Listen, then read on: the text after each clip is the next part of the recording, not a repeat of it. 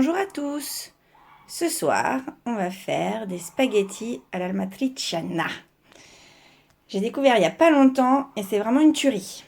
Alors, pour ça, on va avoir besoin de tomates. On a besoin de spaghettis, bien évidemment. Du pecorino. Alors moi, je fais un mélange pecorino et ricotta salata. Bon, mais on peut mettre que du pecorino, ça va aussi. Sel, poivre. On prend un peu de purée de tomates. Du piment. Alors bon, on peut mettre que du piment type piment d'Espelette, mais j'avais un piment qui traînait aussi, donc je vais en rajouter. Et alors notre ingrédient principal, la belle pancetta. Bon, elle n'est pas facile à trouver chez nous. Donc soit vous avez des amis italiens qui vous la ramènent, soit vous achetez, aïe aïe aïe, à Super U, de la pancetta comme ça. Mais bon, je vais me faire taper dessus si je montre ça à nos amis. Alors j'ai fait bouillir mon eau et j'ai fait une petite entaille là sur ma tomate, juste pour que quand elles vont être cuites, la peau s'enlève super facilement. Voilà, donc mes tomates, elles sont en train de cuire. Donc après 1 minute, hein, ça cuit très vite, je les sors de l'eau et vous voyez, ça va être plus facile pour l'épluchage. Dans une poêle, je mets ma pancetta donc à faire revenir. Bon là j'ai fait un mélange de pancetta, hein. Celle d'Italie, la vraie, et celle de Super U. J'ai également donc épluché et enlevé la peau des tomates et je les coupe en petites lamelles. J'ai préparé ma petite mixture donc avec du pecorino et de la ricotta salata. Il faut que ça fasse à peu près 100 grammes. Mais encore une fois, si vous n'avez pas de ricotta, vous mettez que du pecorino.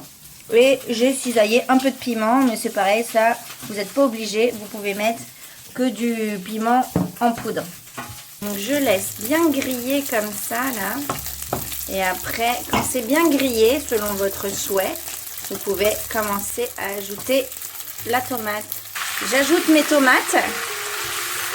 J'ajoute ma purée de tomates. Alors là, j'avais un pot de 500 grammes.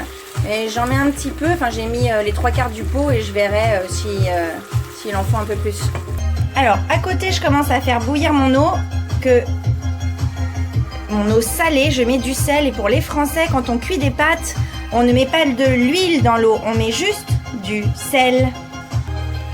J'ajoute mon piment.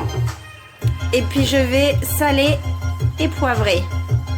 Donc voilà, j'ai mis mon piment, j'ai rajouté un peu de piment d'Espelette, j'ai mis un tout petit peu de sel parce qu'il ne faut pas oublier que la pancetta elle est salée et comme on va mettre du pecorino, bon, il ne faut pas en abuser. Et donc j'ai aussi poivré. Donc laisse mijoter et là les pâtes, l'au bout, on va mettre les pâtes à cuire. Je mets mes pâtes et je regarde sur le paquet.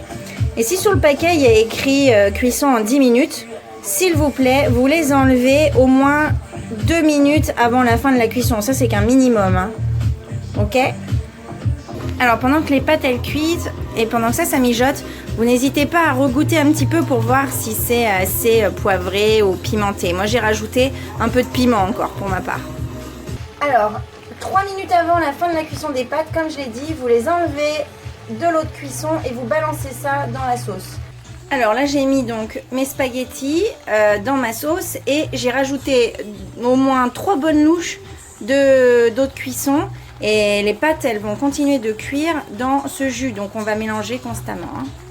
Ok, j'ai à peine laissé 1 minute, quand vous voyez que ça a presque bu tout le jus, je vais rajouter donc ma préparation pecorino et ricotta salata et je vais mélanger très vite hors du feu. C'est parti.